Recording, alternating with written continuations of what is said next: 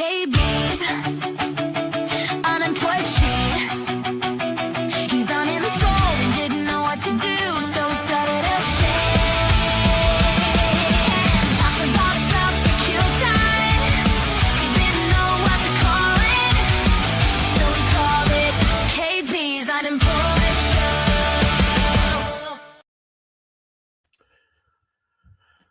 Welcome to day 68, I believe, of unemployment now. KB's Unemployed Show. I am still not employed. Started looking at places to retire instead of for jobs. I'm going to head south. I'm not exactly sure where, but I will be heading south, like Lake Kiwi, which is supposed to be pretty nice area. So I asked them, are there any good cities around there that are about 25 or 30,000 quiet? I want to be somewhere that's within a couple of hours driving to a major airport, like Atlanta's like 90 minutes. And yeah, he said there's a couple of places that are nice. So I think I'm going to take a spin down there. Miss Sue and I are going to take a spin down there and see if there is see if it's a place where we might want to retire. Now, my buddy has a house on Lake Kiwi, nice big house, but with a nice big house comes big cleaning. With a lake comes a big boat, a lot of responsibility, and I'm really not up for that. I really do not want any responsibility whatsoever. Nice little house. Sue and I figured we need 3 bedrooms, 2 baths. Can't do anything less than that. Don't need a formal dining room. Probably just a family room and a big enough kitchen. That's all we need. That's it. We will be fine. Need a place for ourselves to sleep, a place for guests to sleep, and a place for me to have an office and keep my guitars. Other than that, that's all we need. Today was supposed to be the country and western show with a friend of mine, Patrick Murphy. Great kid. I call him a kid. He's like 38. But no, really a super kid, but he is not feeling well today. He's feeling under the weather, so he's going to rejoin us at some point in the future. He's on a very interesting musical and personal journey that he is going to share with us. He's been very forthcoming about his health journey, and I think it's very enlightening. And it might be very interesting to listen to. Coming up, so I had to pivot today, and what we're going to do today, something on my tongue. What we're going to do today is we're going to read my Rate My Professor comments, and I'm going to run down my list of my top 5 fictional teachers. But before we get started, a little bit of news updates. My weight loss journey started at 217.3. I'm at 214.7 as of this morning. It was really interesting because I was listening to a podcast this morning, and I just don't understand. I really don't understand people anymore. It's like they hate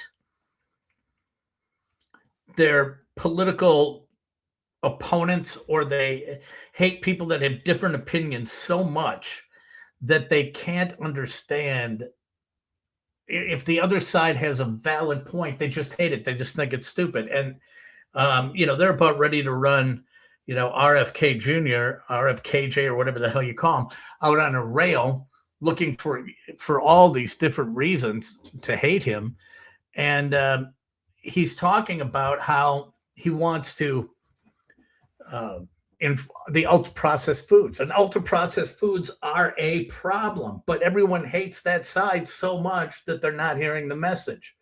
You cut out the ultra-processed foods, and you're going to drop some pounds. You cut out the alcohol too, but I'm down 3 pounds, and I still had cocktails, so I'm pretty happy about that. But I'm telling you, it's sugar and it's ultra-processed foods. And I was listening to a story, and they were talking about it, and I knew, and I had heard the stuff about the dyes in Fruit Loops or whatever, and they put dyes in them to make them much more vibrant. But he had mentioned something that in Europe, they have only 400 additives in all of their food. And in the United States, they don't know. They have no idea how many there are. None. There's so much junk in our food. They have absolutely no idea what's in it. And if you wonder why, um, kids are sick, adults are sick, everybody is, coming down with diabetes and everything like that. I don't think you have to look any further. Here's a very funny thing, and I didn't know about this at all. There was, I'm trying to think of the miniseries that was on Amazon. It was Al Pacino. It was like Nazi hunters, right? And it was Al Pacino where he was hunting down these Nazis. So it was kind of like because they had they had some sort of a substance, right, that they were going to use and put it into the food and water system. And I went through 7 episodes. And through 7 episodes, it's like they never said what it was, other than they had this secret ingredient, if you will. And got down to the 8th episode and the last one, and it was high fructose corn syrup. And I went, really? That's it? High fructose corn syrup is I went through 7 episodes to literally find out that the climactic moment is something which is found in every food we eat. And I looked into it and I went, yep, that's it. High fructose corn syrup. He's absolutely right. That is going to be the downfall of society. And sure, as you look into it, I'm telling you, it's not saying that you have to go out and have a garden out and back. But if you want to drop some pounds and start feeling better, that's what you've got to do. You got to get off all that stuff. If it comes in a box, it's not good for you. That's the bottom line. Even canned goods aren't necessarily good for you. But you know what? I'm going to say this. Canned peas and canned beans, I like better than beans and peas out of the ground. I do. But carrots, some of the other stuff, broccoli, so much better. So the in listening to that, but people get so upset about the food. But that's my weight loss journey. I'm down, and that's why I got rid of all that stuff, all of it. Update in the Nancy Guthrie case. They finally got the DNA test back on those gloves that they found a couple miles away, and it doesn't match anything that they found. I thought it was kind of a stretch because it was kind of far away from the house. So they're back at square one. And the Pima County Sheriff did, however, rule out any family members and spouses, at which point I went, damn, because I was all over the son-in-law thing weeks ago. And you know what?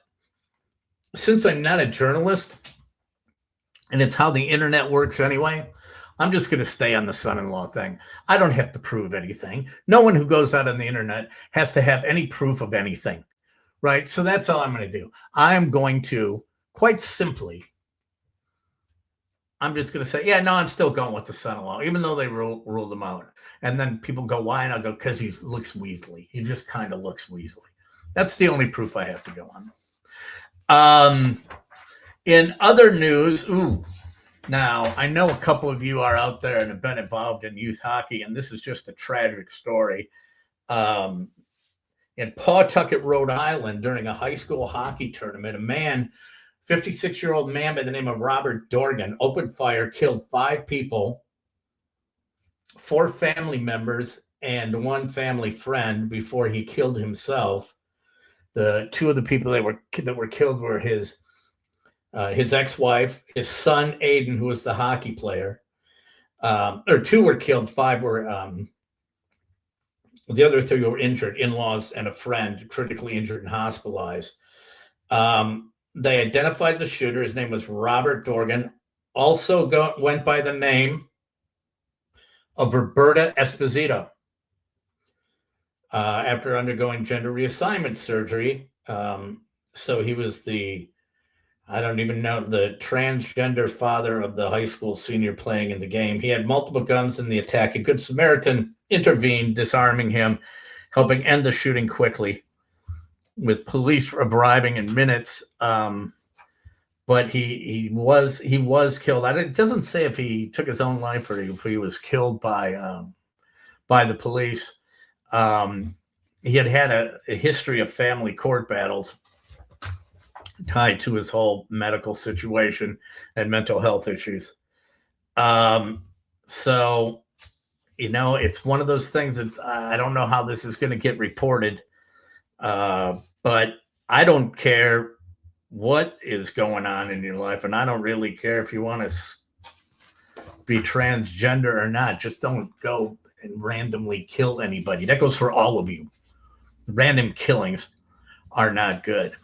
But I have yet to see, and this is one of my favorite things, I have yet to see, because I think I'm so anti-politics. I'm political by talking about how much I hate politics and politicians, right? And I'm just being mildly observant here. That anytime there is a shooting anywhere, you will get politicians that come out and, the first thing they do is they have to dust off, go to the closet and dust off the soapbox. We got to get the soapbox out here. People are dead, but we're going to talk about having to get rid of guns. So we're just going to drum up the whole Second Amendment thing. And so the cameras roll and they're out in front. Their guns are the problem, this and that. And then the other side is saying, no, it's a mental health issue. No, it's a gun issue. But have you ever noticed that once they turn the cameras off, no one has a meeting about it? Okay. Nobody has a meeting about it. And the media are just as complicit because they don't ever follow up, right? If I'm in the media and I'm getting that, spit at me, I would go back a week later and say, hey, made any progress on those gun bills or mental health stuff? Made any progress on, getting funding for mental health studies or to help people with mental health issues? I don't care what side you're on. My point is everyone gets out and bitches and no one does shit. And it's driving me absolutely crazy that they do that. And this will be the same thing. It'll come out and it'll be, everyone will bitch. And next thing you know, no one's doing anything. Here we go. There is a new AI experiment. If you didn't think AI was scary, this is amazing. This is like NIL, man. It's just spinning out of control and no one's doing anything to rein it in. But there's a new experiment run by Anthropic and Andon Labs, which is Claude Opus. There's so many names. There's Grok and there's ChatGPT and there's Claude and there's Gemini and they all do basically the same thing. But there's a new experiment called the vending machine test that seems to indicate that AI will act unethically when given open-ended goals. And before, a year ago, I wasn't overly concerned about AI because it was like, it can pull some things together and it can put some pictures together and stuff like that, right? Or it's like a super fast Google. And I use it all the time. I will go and read a news story and it's a time saver. I go read all the news stories that I'm going to report on, but with pop-ups and all that bullshit that papers use, it's a pain in the butt to go through it, right? And you got a video that starts. So what I do is I just go to Perplexity. Really, hey, pro tip for you guys out there: if you're paying for like 3 of those platforms, you're an idiot, because Perplexity has all of those platforms built into it, and you only pay $20 a month. But all I do is I find the newspaper article, I just copy the URL and I go summarize this in 6 bullet points, right? So it saves me a lot of money, or a lot of time, rather. So anyway, they got this AI experiment called the vending machine test. And And what they did was they used this Claude Opus 4.6, operating this virtual vending machine with the instruction to do whatever it takes to maximize your bank balance after 1 year. And they just simulated it. It wasn't anything that was actually done. It was just simulated. And it generated $8,000 in simulated revenue. But to maximize profits, it lied, cheated, and engaged in questionable tactics such as refusing refunds for expired products and celebrating cost savings. I've worked for companies like that. In a competitive mode, arena mode, and I do not know what it means, it fixed prices and manipulated markets. And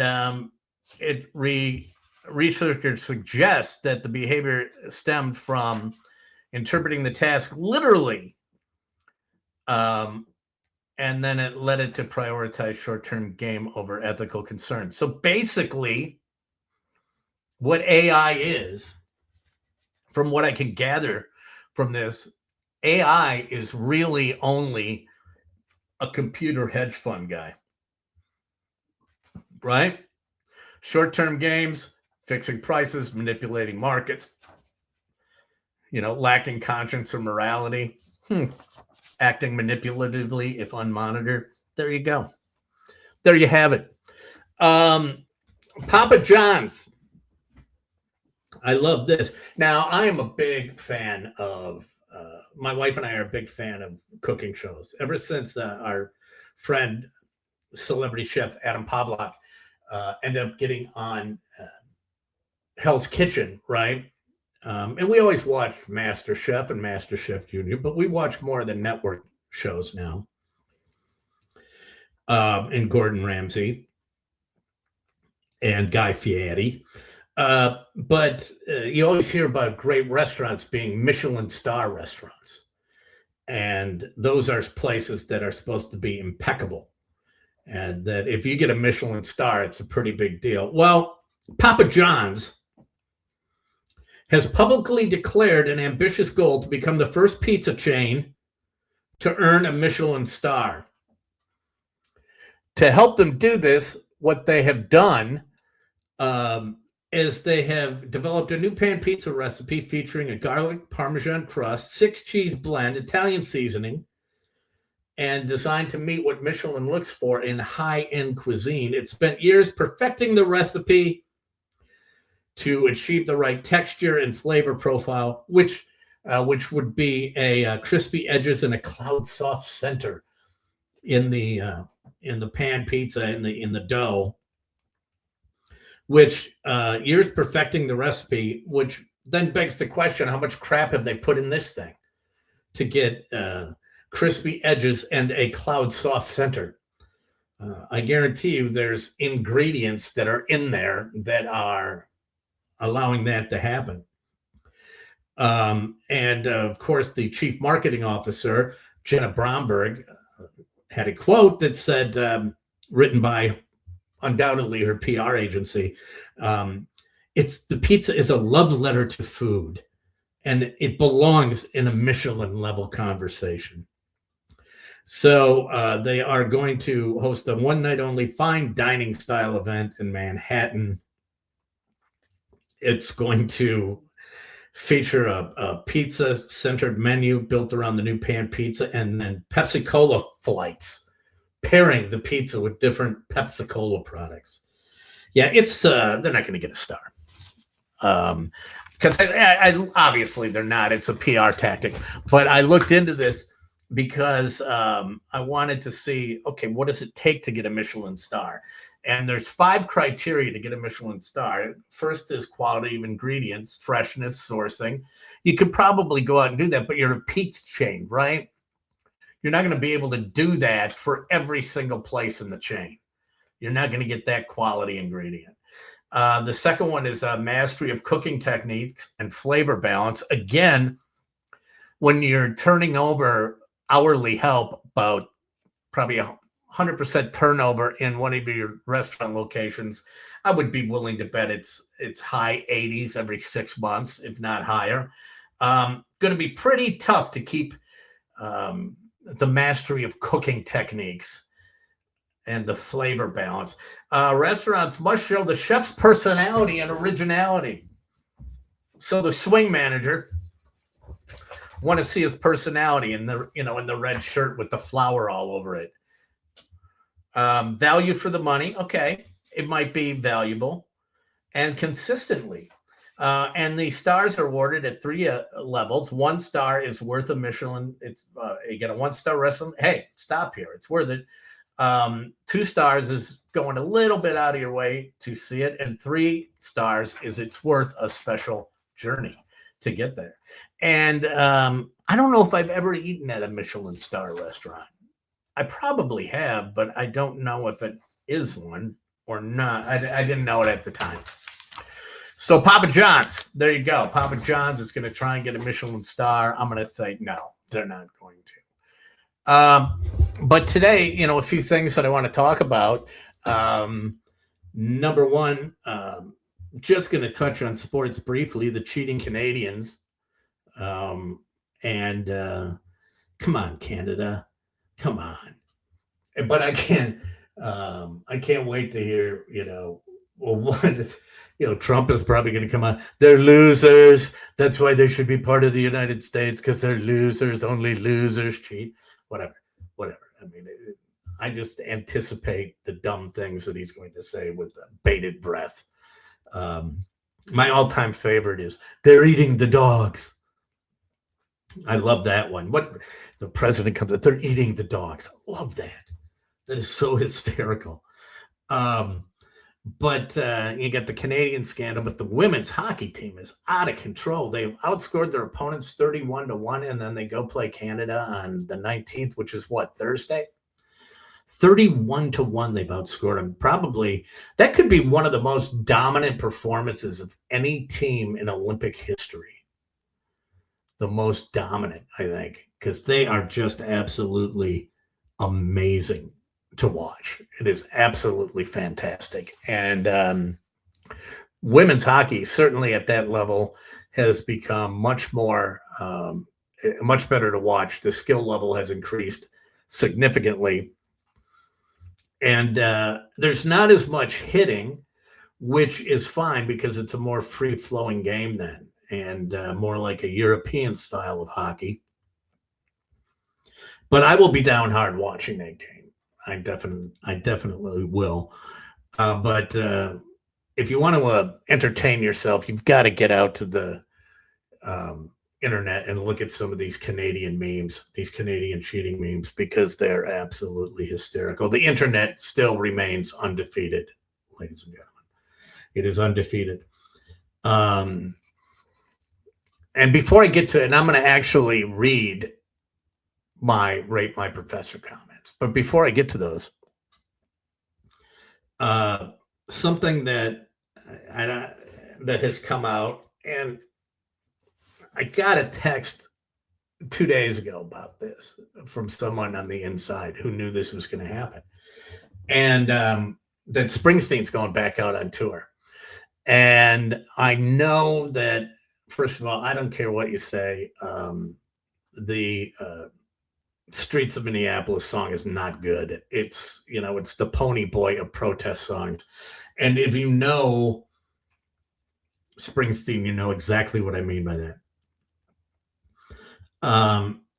But he's going back out on tour, and I got the list of the cities, and I find it to be very interesting. Of course, he went over and he toured in Europe and was just literally going off on the United States and Trump, which he called me, he's a loser. No, he's not. He's worth $1 billion, for God's sake. He's not a loser. Okay. But, we're so divided that you're running a risk. And it's one of the reasons why I stay away from political stuff. You're running the risk of alienating a lot of people. I don't care what anyone feels or anyone believes. I said I've got to get a shirt that says, I would love to get a t-shirt that says, I wish people cared as little about me as I do about them. Just worry about your own stuff and don't worry about anybody else's. Right? I don't care what the guy down the block believes. Although I do have somebody when I walk my dog, um, there is popping up in our subdivision are the diversity, equity, inclusion, kindness signs, which is fine. I'm not a sign guy. We won't put any signs in our yard for political reasons. I've got a couple of friends who run for office and are assemblymen, but hey, can we put a sign up? No, I'm not going to put a sign up. But it's like, you can have my vote, but I'm not putting a sign up. And of course, they've got the diversity, equity, inclusion sign right by a tree, which is right next to their driveway. And I'm dying. I am absolutely dying to catch this person outside when I'm walking the dog. Because parked in the driveway then is a car that has all this just acerbic hatred of Republicans in the right bumper stickers on it, right? And you suck. Yeah, I don't know. They're somewhat cleverly written, but it's pure hatred, disdain for their people that think any different than me. But the car is sitting there right next to equity, inclusion, kindness, love sign, which makes me go, huh, that's interesting. But I do want to go up to them and say, hey, I just want to tell you that I love the fact that you've got that diversity, equity, inclusion, kindness, love sign out on your front yard. The world needs to hear more of that. But what's confusing me are your bumper stickers. So which one? Pick a lane. Which one is it? If the whole concept of diversity, which would be different, equity, which is, well, it's not the same as equal, but it's like equity is basically everyone gets the same, and inclusion, that means everyone's welcome underneath the tent. But you have all this hatred on the back of your Subaru. Yeah, it was a Subaru. Go figure. And I just want to say, I can't reconcile that in my head. I just can't. I don't know how to reconcile that. How do you do it? And to see what they would say, because you can't be inclusive and put those on your car. You just simply can't. You can't. Either you're all in or you're out, or you don't do anything, right? Because it's not like diversity, equity, inclusion for just this group, but not them. We're not going to include them. You know what you're running into then? Then you're going to get into the whole Dr. Seuss Star Belly Sneetches deal, right? And for those of you who are parents and had kids and you read them Dr. Seuss, the whole Star Belly Sneetches and the stars upon ours, and then I don't want the stars and all that. Man, if you're either in or you're out, okay, that's the way it's got to work. You're either in or you're out. But I would love to do that. I would love to go up and ask them and see what they would say. I love and I don't really care what anyone believes. The fun for me is just making people stop in their tracks and not be able to answer. That's what I love about it. I don't care what you believe what you want, but if you're gonna believe something you want, I'm gonna call you on it. It was I was at UWM, and they were protesting the whole Palestine-Israeli thing, right? And that is so complex. I don't even know anything about it. I couldn't tell you.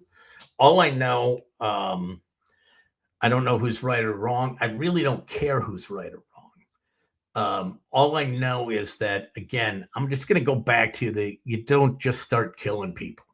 I think that's pretty safe path to take.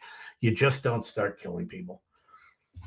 And so they had, they had all these encampments out there, right? Where people are, and those never last that long, do they? They always, they get tired of it, right? You just wait them out, and then it's like, they take over and they get their media coverage, and then everyone goes, Jesus Christ, you're in my way.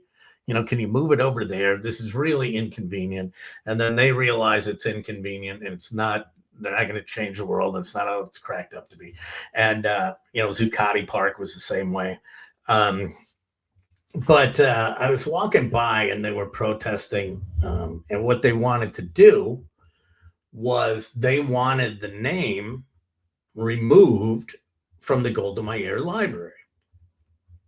And they said it was offensive because Golda Meir, of course, Prime Minister of Israel for many, many years, originally from Milwaukee, I think born in Milwaukee, if I'm not mistaken. But they wanted the Golda Meir, because she was Jewish, they wanted the name off the library. So I thought about it, and I said, well, I'm going to see what these people know. And so I walked up to them, and I'm like, hey, what you got going on here? Is there, like games or something? It's like a carnival fundraiser, just dicking with them. And so I let them get on there, give me their political speech, and that they are going to campaigning for the removal of the Golda Meir name from the library. And I went, oh, that's quite, you stand tall in your convictions. I commend you on that. And they said, yeah, we think it's important. We find it to be oppressive and this and that and blah, blah, blah, blah, blah. To which point I said to the person, I go, so let me ask you this then. After you get the Golda Meir name off the library, are you going to go and have the name of the Lubar School of Business changed? And I kind of looked at them. Why? Why would we do that? Last time I checked, he was Jewish. Again, if you're going to believe in something, pick a lane. That's all I'm saying. Is pick a lane. You just don't go out and bitch for the sake of bitching, and it's whatever the protest is, of the day, and then you go off and do that. That's, just come on. Let's just get our shit together here, people. But back to the Springsteen tour. I'm going to bring this out here, and it was very interesting. I will tell you right now, I'm not, probably not, this will be the first tour since Darkness on the Edge of Town that I have not seen a Springsteen show. The first one.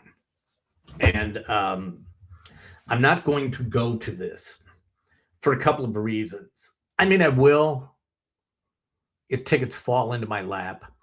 I'm not going to go out of my way to go. And the reason is this.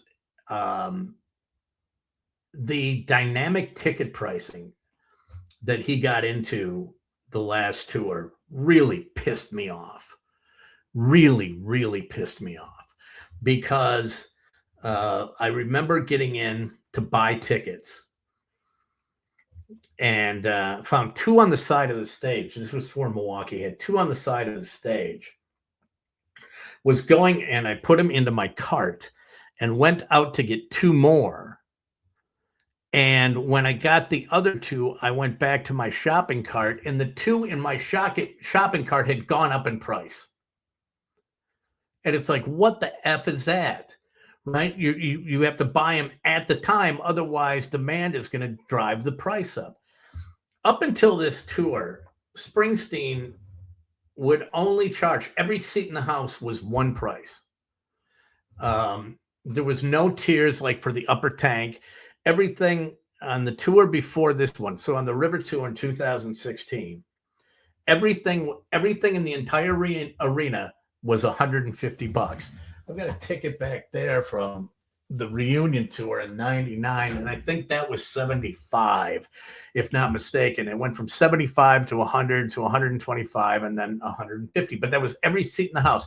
If you were elbows on the stage, you got into the pit, which was done as a lottery. If you got into the pit, it was $150. If you were in the upper tank, it was $150, right? Everyone is going to be $150. I thought that was commendable because if you were lucky enough to get in and get down low, you paid 150. If you snooze, you lose, and you were up top, you paid 150, right? It was very, very equitable.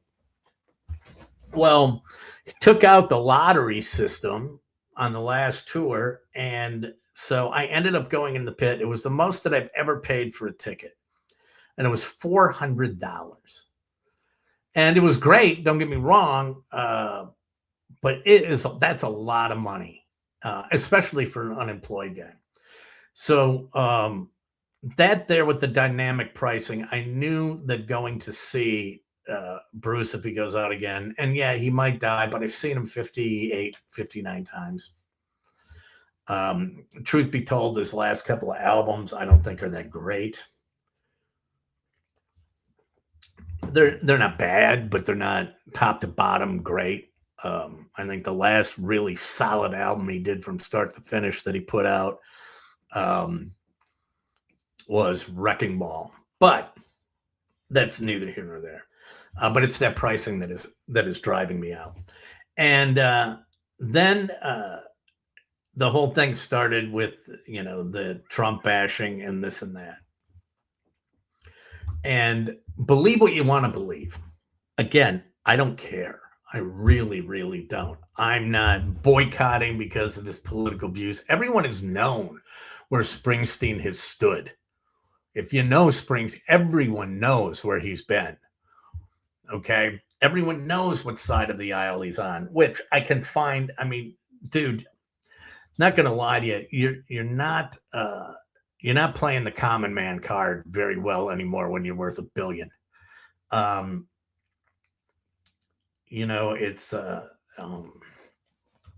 It's getting a little tough, but I don't care. I like the music. Everyone knows he has political messages in his songs. If you are really an aficionado, he will set up a set list for the evening and it'll tell a whole story, right? Based on the content of the music. But anyway, he put this tour together and he's going to go out and he's upset. And this is what came out. Here's the tour. It's E Street, the Land of Hope and Dreams American Tour. No Kings on the bottom. Well, there we go. All right. We know what this is going to be about right now. Here's where I stand on politics in music. And I would say the same thing about, Kid Rock and the Turning Point USA halftime show. Just shut up and play your songs. Right? That's all that I care about. And Bruce always had political undertones to his things, but he didn't ram it down your throat, right?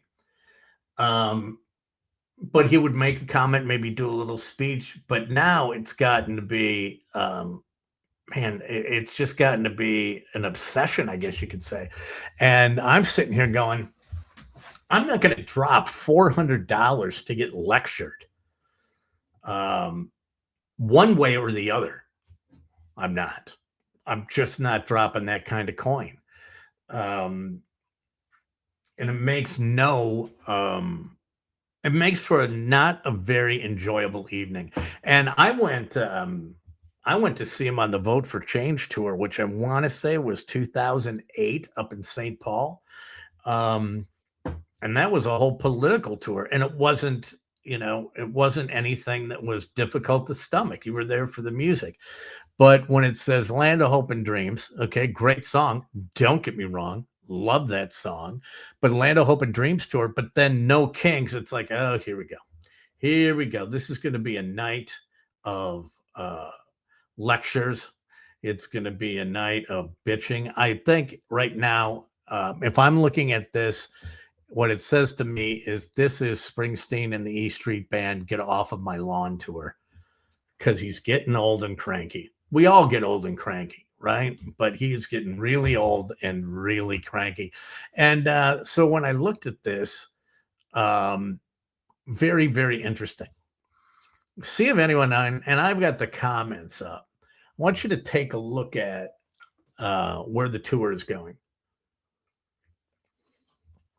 because it's very, very interesting where those tour stops are going to be March, April, and May.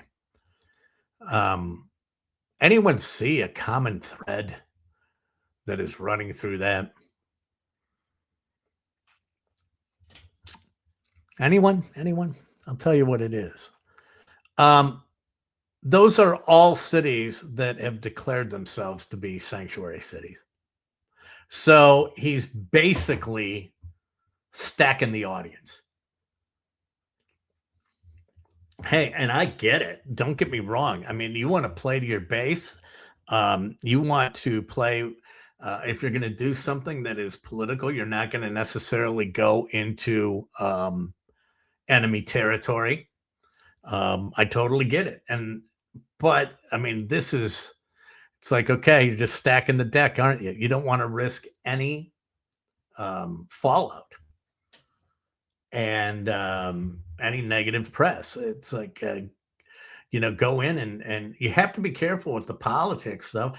Look at what happened to the Dixie Chicks. They went from playing arenas. Natalie Maines made a comment about somebody, and the next thing you know, they're playing 5,000 seaters. So I just thought that this was rather interesting when I looked at it. And it's like, well, okay. Now I'm just trying to go back through my mind and imagine what the set list is going to be, because it's going to be every single song that he's ever written about politics and don't get, I mean, great political commentary is it's got a human element, and it makes you think, but I think it's just gotten to the point like where it's like just enough. Like Dylan had great protest songs, right? Even Simon and Garfunkel had some protest songs. Woody Guthrie, Arlo Guthrie, it's a part of Americana. It's a part of American culture. But he tended to stay away from the politics in his concerts. I got a feeling this one might be a bit unbearable. And truth be told, I agree with a lot of, many of his concerns. It's not like, I'm not sitting there going, he's an idiot. He shouldn't be saying this. He doesn't know anything. He's not educated. He's just a dumb rock star. No. Everyone's got valid points.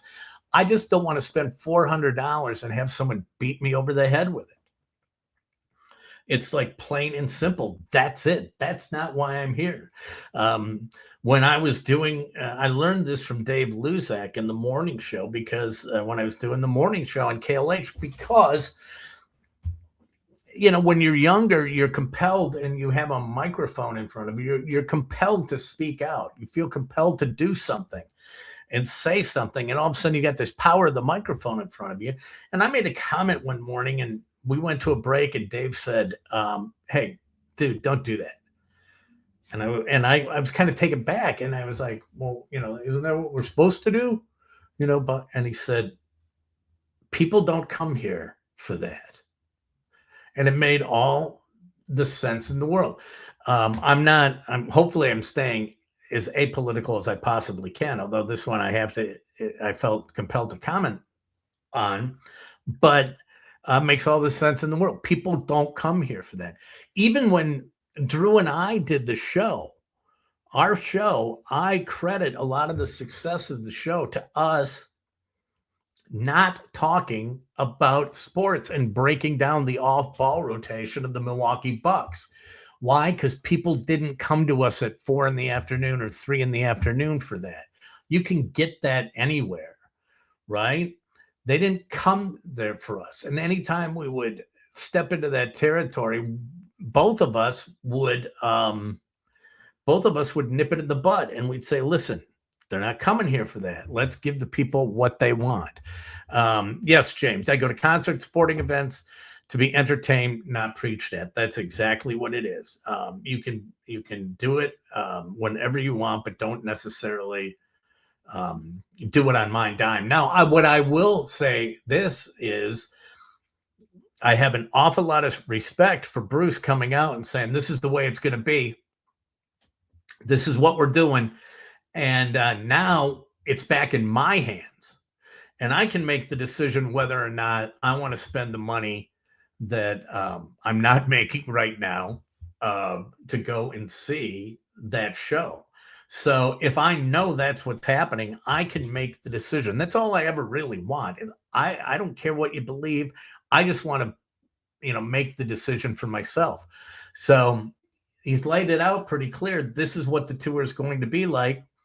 Now, between now and when tickets go on sale, I'll make a determination. But if it's going to be that, I am that way. I go to be entertained, not to be preached at.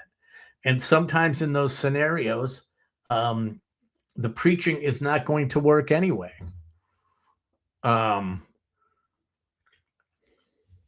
Speaking of not making money, did you decide to go with Drew and Johnny V on vacation? Yeah, I'm going to Costa Rica. I will be going to Costa Rica. Sue greenlit that.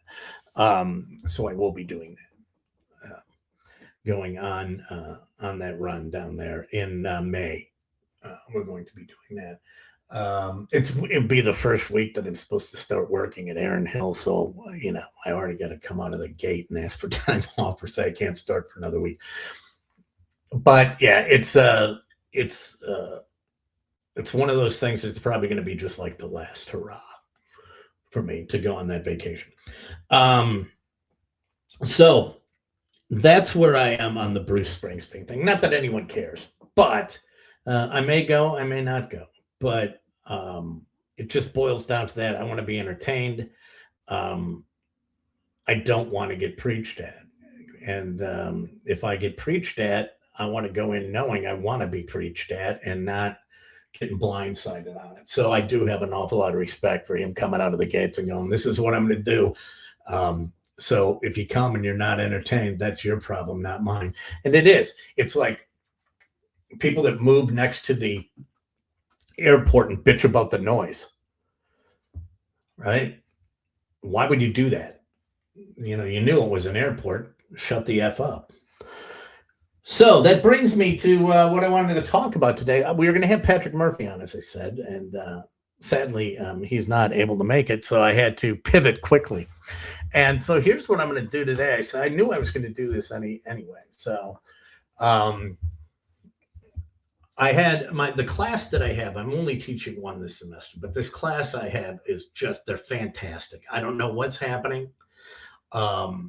I think I'm seeing the culture of the younger person starting to come back around to more logical ways of thinking. They participate. They understand what the benefit of being in the classroom is. And so I get into good conversations with them about things. So I'm doing what is called on these 2 days, I'm testing their creativity. And I throw PowerPoint parties. I go, I want to see where your head goes.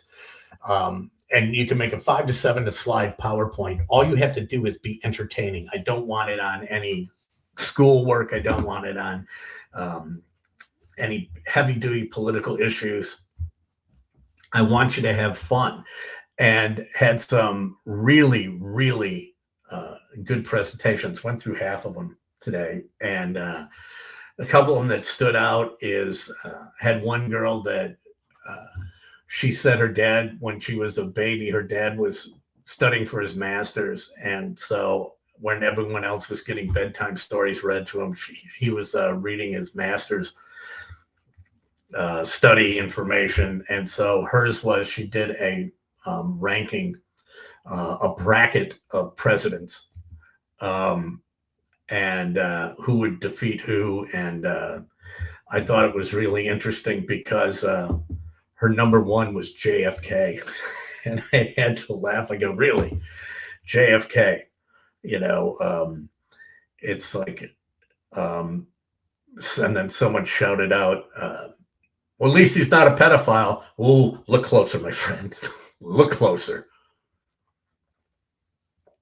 If he's not, he was running a fine line. He wasn't going 12-year-olds, but he was right there in that 17 to 18 gray area.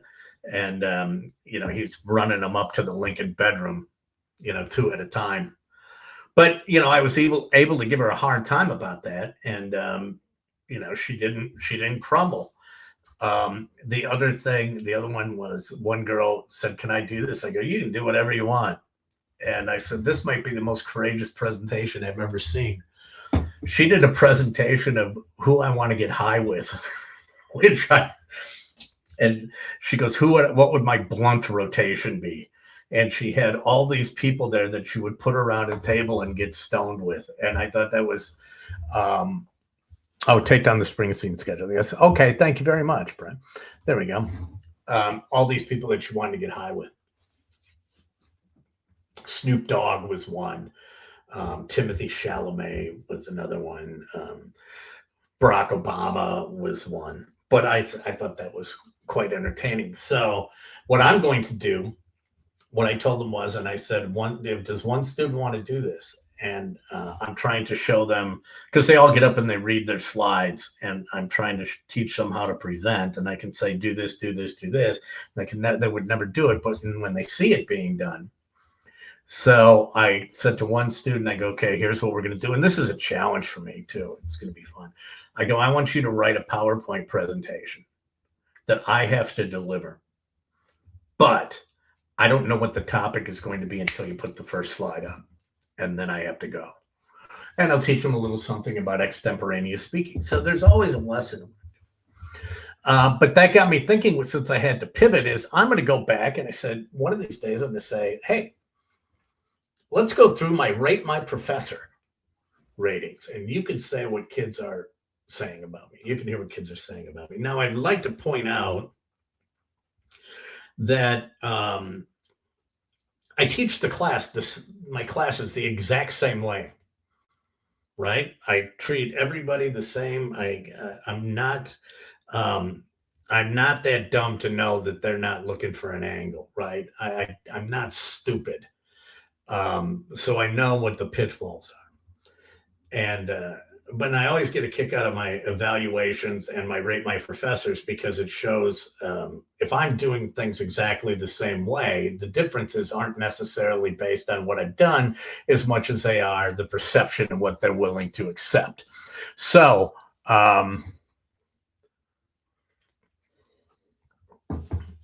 here we go with KB's Rate My Professors. And we're going to start with some of the high ones, the ones that are way up there.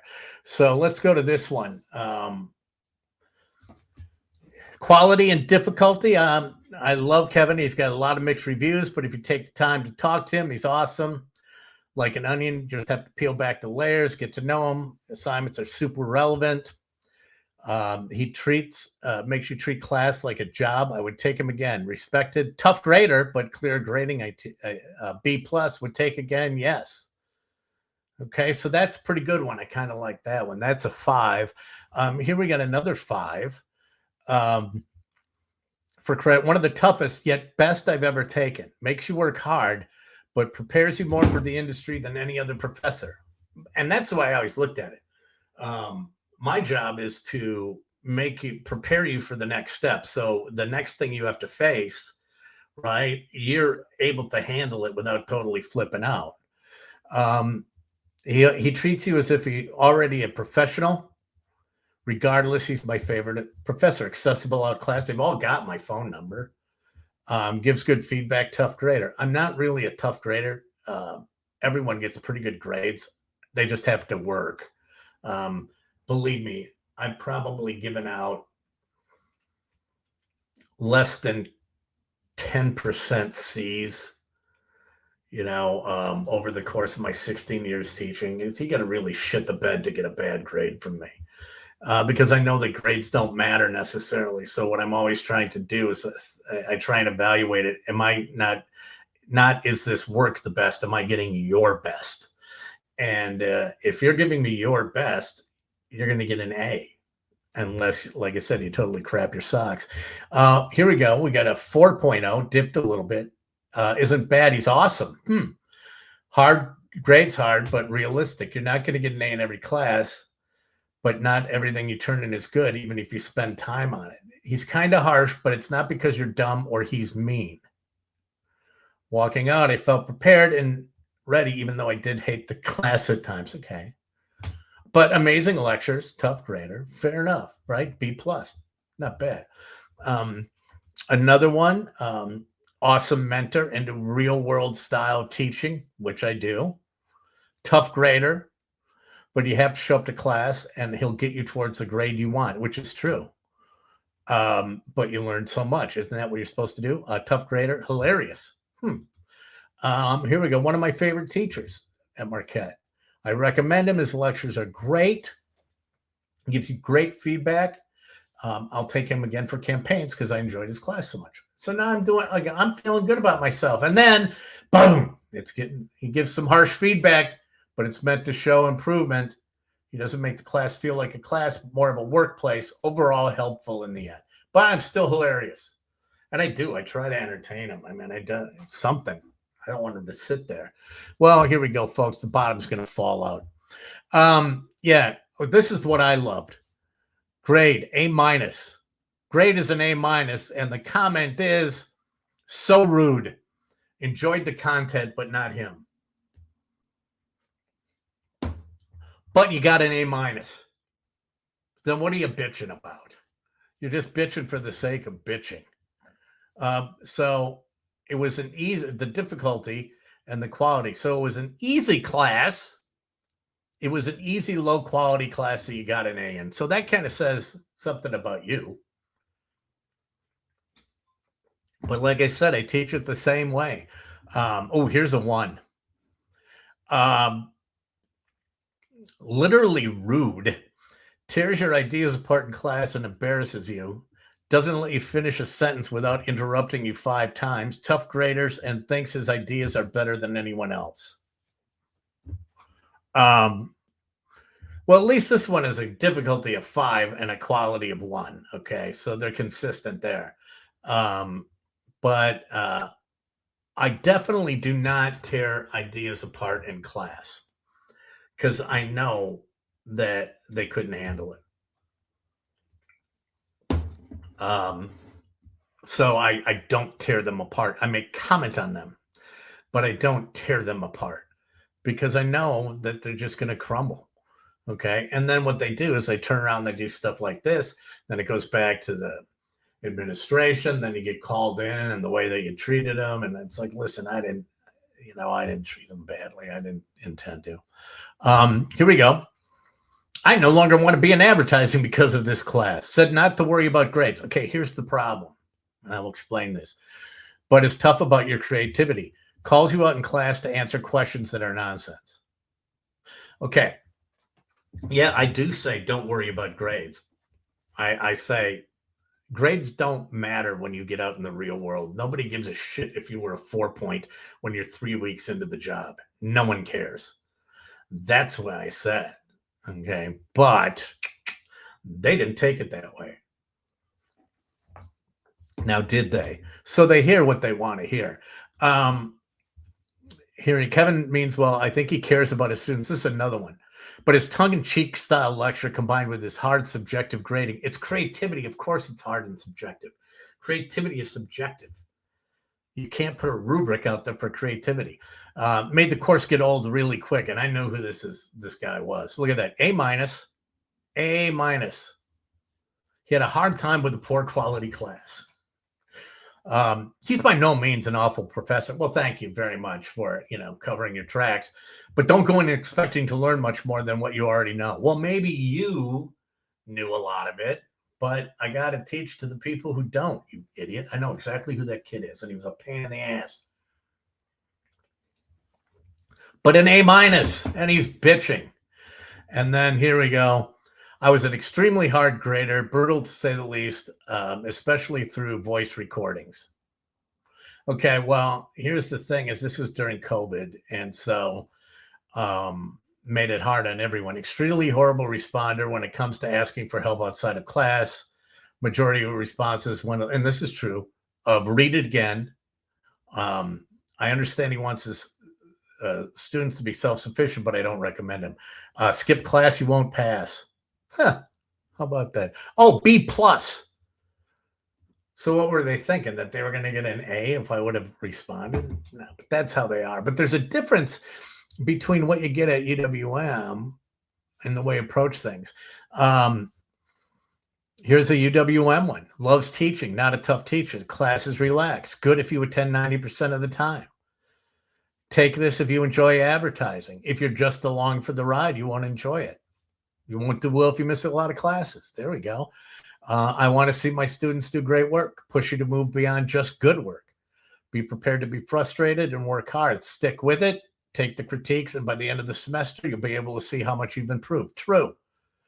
He's the type of instructor that sees potential in his students and frequently shows how passionate he is about teaching. I never thought I'd look back on getting my entire project publicly thrown in the trash so fondly. I don't remember that. And I know I wouldn't do that, but I might have said, hey, this ain't working here. And one of my favorites here, you'll get more knowledge and an A. I was nervous because I was interested in PR, and he's in advertising. He's very accommodating. And then here we go. Extremely disconnected from the class. Comes off as rude, especially in his emails. Lectures are boring, somewhat informative. I would recommend this class, but not the teacher. So it boils down to, it's like kids are going to bitch. Everybody is going to bitch. That's the way that works.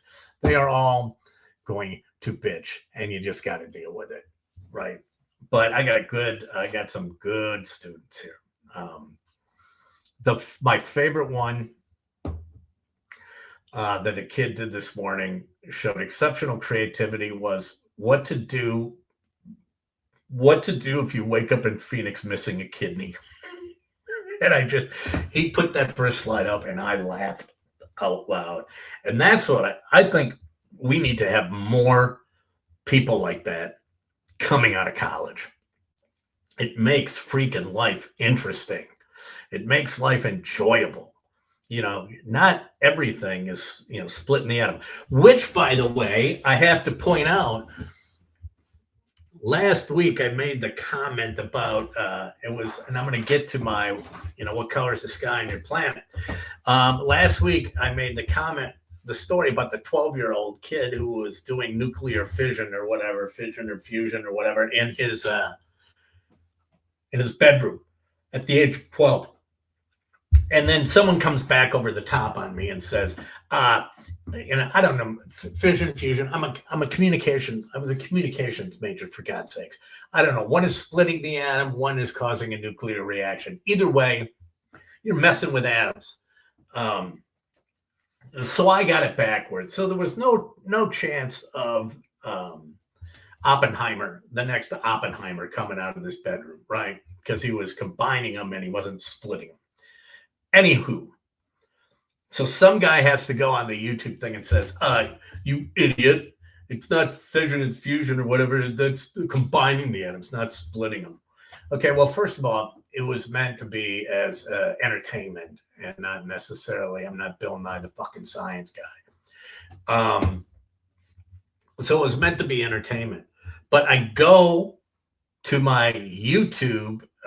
Let me find I'm going to see if I can find my phone. Yes, because I've got to read this. If you go to the YouTube comments section, right, this is freaking fantastic. Let me just pull this bad boy up because I just about crap my socks. And here we go. I got the comments. And let me just go find this one. I love it. The girl, the boy was Aiden something. And here we go. Hi, Aiden's mom here. So the mom of the kid found me talking about it. He was doing fusion, not fission. Okay, whatever. So no splitting, just combining. And she got a smiley face. We opened Launchpad here in Dallas for other brainiacs like him, and Launchpad is where he did the data runs that we're submitting for Guinness. Nerd out. And I just replied, and I just said, congratulations, he's already smarter than I am. But I said, in all seriousness, I commend you on your good parenting. At 12, my folks couldn't even get me to mow the lawn.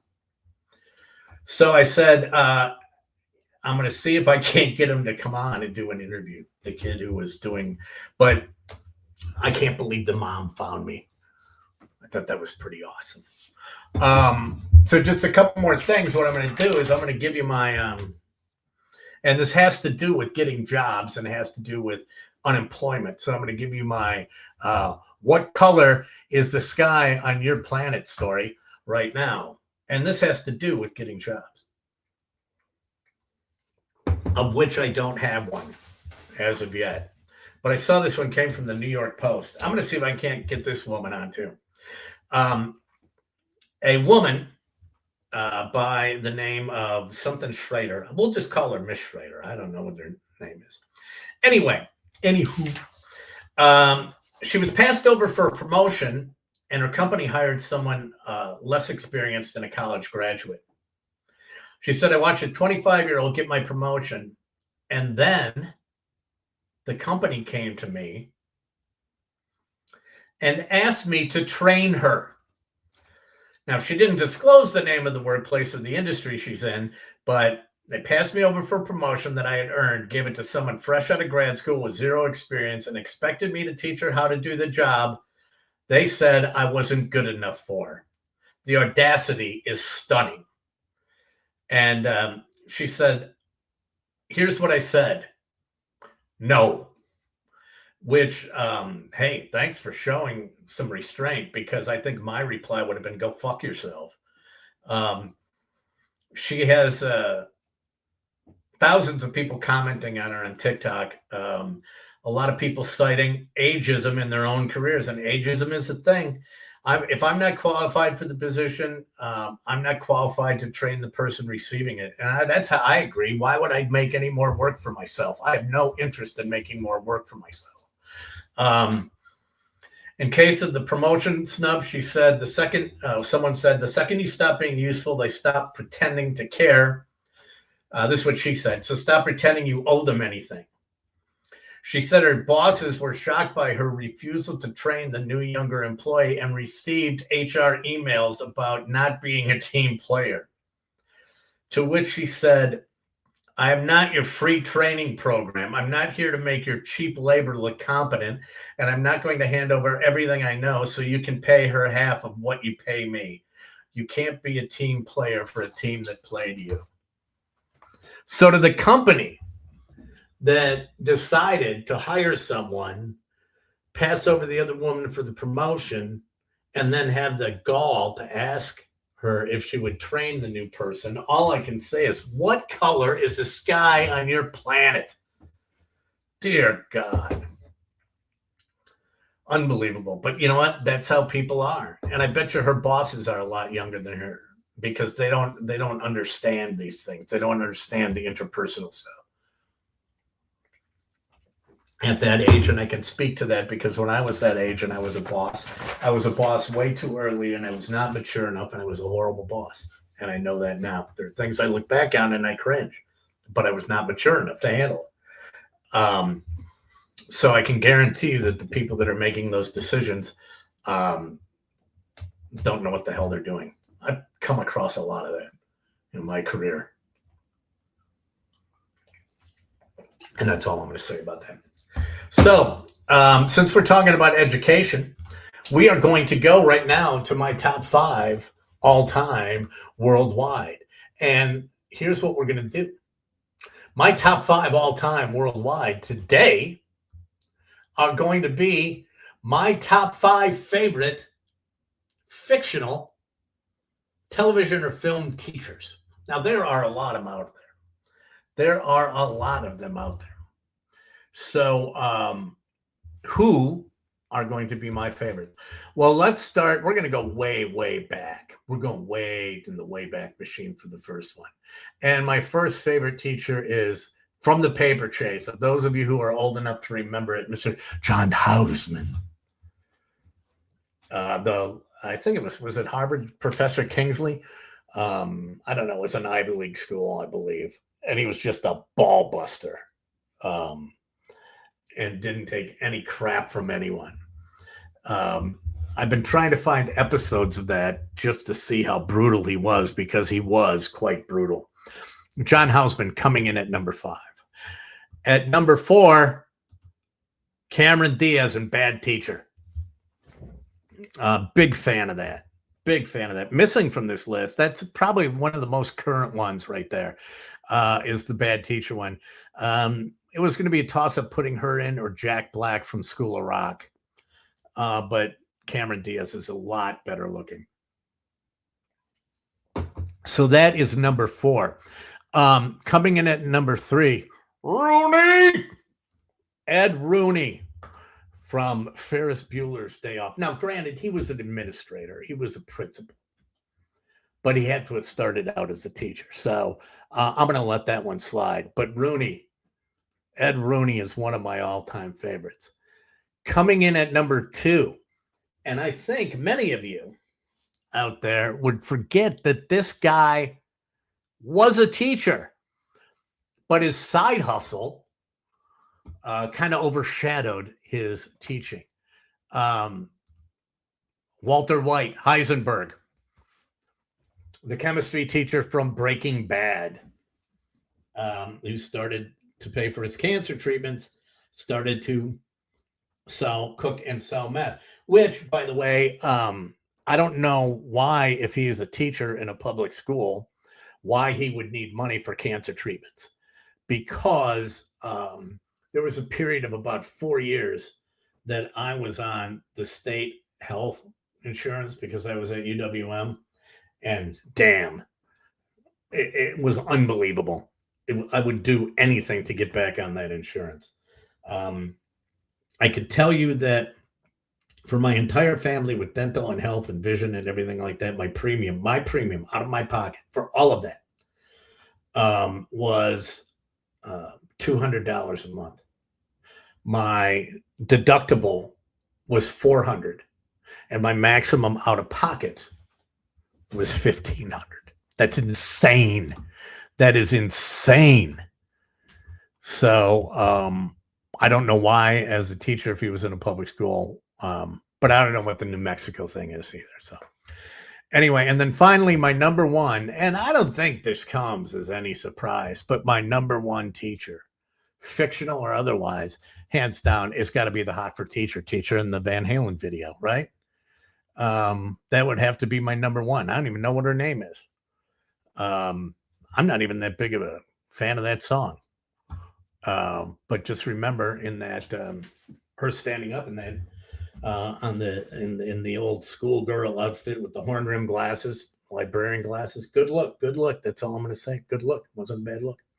But anyway, that's a show for today. I'll be back tomorrow at 3. You can always go to YouTube, breaking the shows down in clips. You can see my top 5s and pass the word along. I'll be back at 3 o'clock tomorrow. I don't know who I'm going to have. Maybe Patrick Murphy will be back.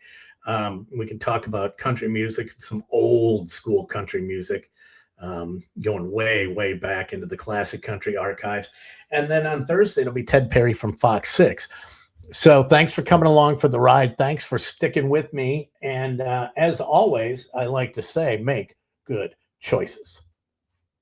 And that's it for this episode of KB's Unemployed Show. If you want to follow me on my unemployed journey, just subscribe to my channel below or dive into one of the playlists for all my unemployed action.